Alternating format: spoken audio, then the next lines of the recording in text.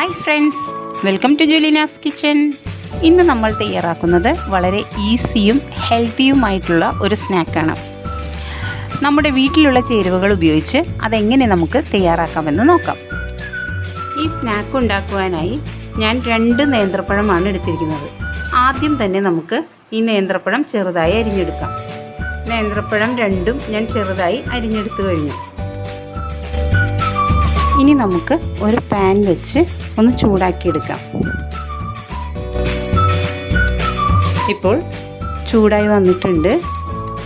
ഇതിലേക്ക് 1 table spoon നെയ്യ് ഒഴിച്ചു കൊടുക്കാം. നിങ്ങൾക്ക് നെയ്യ് ഇഷ്ടമല്ലെങ്കിൽ വെളിച്ചെണ്ണയായാലും യൂസ് ചെയ്യാം കേട്ടോ. നെയ്യ് തന്നെ വേണമെന്ന് നിർബന്ധമൊന്നുമില്ല. ഇനി ചൂടായി ഈ നെയ്യിലേക്ക് അരിഞ്ഞു വെച്ചിരിക്കുന്ന പഴം ഇട്ട് കൊടുക്കാം.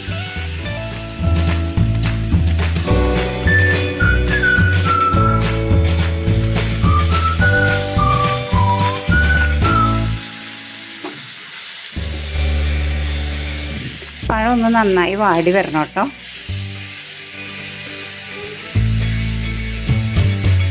ഒരു 2 മിനിറ്റ് നമുക്ക് ഇതിങ്ങനെ ഒന്ന് വേവിച്ചെടുക്കാം. ഇപ്പോൾ പഴം നന്നായി വരണ്ടു വന്നിട്ടുണ്ട്. ഇനി നമുക്കിതിലേക്ക് 1/2 കപ്പ് നാളികേരം ചിരകിയത് ഇട്ട് കൊടുക്കാം.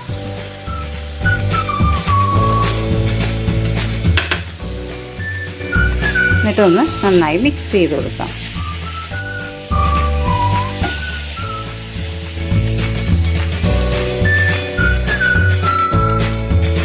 ഇനി ഇതിലേക്ക് 1/2 ടീസ്പൂൺ ഏലക്കാപ്പൊടി ഇട്ട് കൊടുക്കാം. എന്നിട്ടൊന്ന് മിക്സ് ചെയ്ത് കൊടുക്കാം. ഇനി നമുക്ക് ഫ്ലെയിം ഓഫ് ചെയ്യാം. ഇനി ഒരു ബൗളിലേക്ക് 1 കപ്പ് ഗോതമ്പ് പൊടി ഇട്ട് കൊടുക്കാം. ഇത് 250 ml മെഷർമെൻറ്റ് കപ്പിൽ എടുത്തിരിക്കുന്നതാണ് കേട്ടോ. നമുക്കിത് ഇട്ട് കൊടുക്കാം. ഇനി നമുക്ക് വേണ്ടത് ശർക്കരപ്പാനിയാണ്. അത് ഞാനിവിടെ ശർക്കര ഉരുക്കി അരിച്ചെടുത്തിട്ടുണ്ട്. ഞാനിവിടെ എടുത്തിരിക്കുന്നത് ഇതുപോലെയുള്ള ശർക്കരയുണ്ടല്ലോ, ശർക്കരയുടെ കട്ട, ഇത് 4 എണ്ണമാണ് എടുത്തിരിക്കുന്നത്. അപ്പം നിങ്ങളുടെ മധുരത്തിനനുസരിച്ച് ശർക്കര എത്ര വേണമെന്ന് തീരുമാനിക്കാം കേട്ടോ. ഇനി നമുക്ക് ഈ ശർക്കരപ്പാനി ഇതിലേക്ക് ഒഴിച്ച് അല്പമായി ഒഴിച്ച് മിക്സ് ചെയ്ത് കൊടുക്കാം.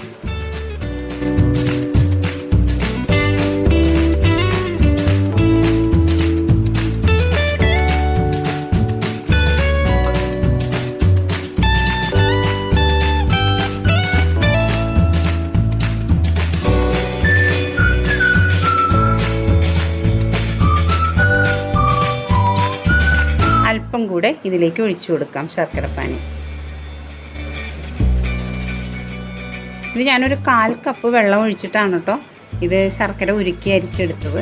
അധികം വെള്ളം പാടില്ല.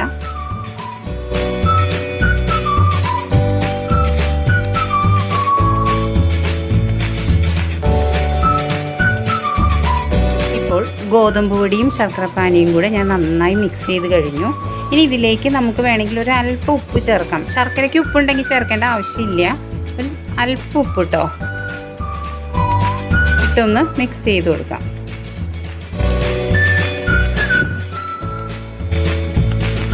ഇനി നമുക്ക് ഇതിലേക്ക് ചേർക്കേണ്ടത് നമ്മളുടെ ബനാന മിക്സാണ്. നമ്മൾ എടുത്തു വെച്ചിരിക്കുന്ന ആ മിക്സ് ഇതിലേക്ക് ഇട്ട് കൊടുക്കാം.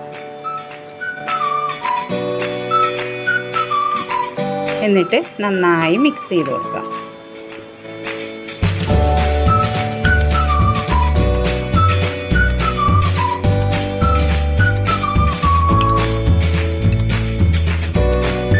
ഇതിപ്പോൾ കുറച്ച് തിക്കായിട്ടല്ലേ ഇരിക്കുന്നത്. അപ്പം നമുക്ക് ഇതിലേക്ക് അല്പം വെള്ളം ഒഴിച്ചു കൊടുക്കാം.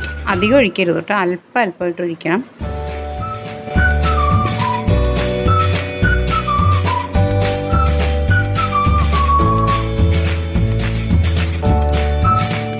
അല്പം വെള്ളം കൂടി ഇതിലേക്ക് നമുക്ക് ഒഴിച്ചു കൊടുക്കാം കേട്ടോ.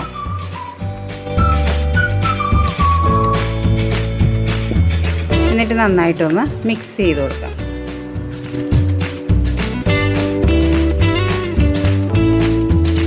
ഇപ്പോൾ നമ്മുടെ മിക്സ് റെഡിയായി കഴിഞ്ഞു.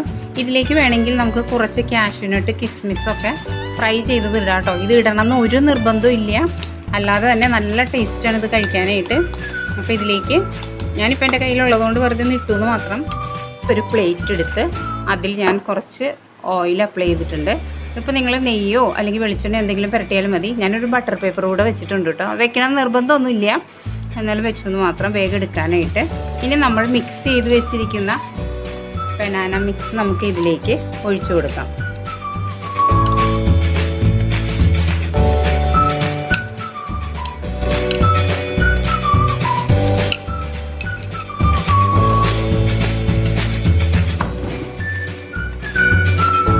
ഇനി നമുക്കിത് ആവിയിൽ വെച്ച് വേവിച്ചെടുക്കാം.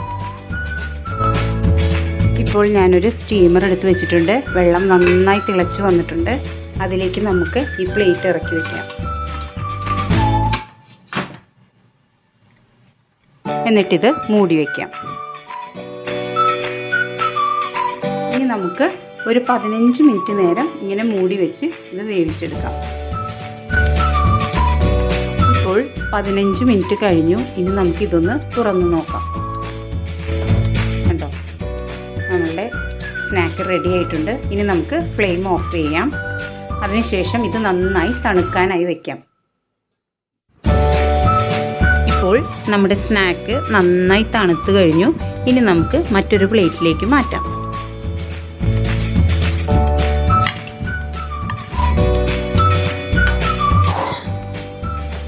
ഇനി നമുക്ക് ഇതിൻ്റെ ബാക്കിൽ വെച്ചിരിക്കുന്ന ബട്ടർ പേപ്പർ എടുത്ത് മാറ്റാം.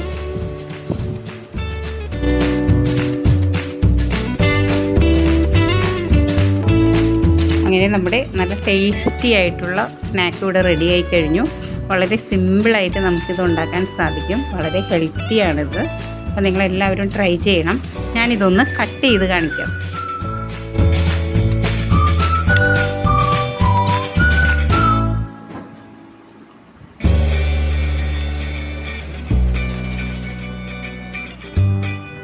കണ്ടോ, വളരെ സോഫ്റ്റ് ആയിട്ടുള്ള ഒരു സ്നാക്കാണിത്.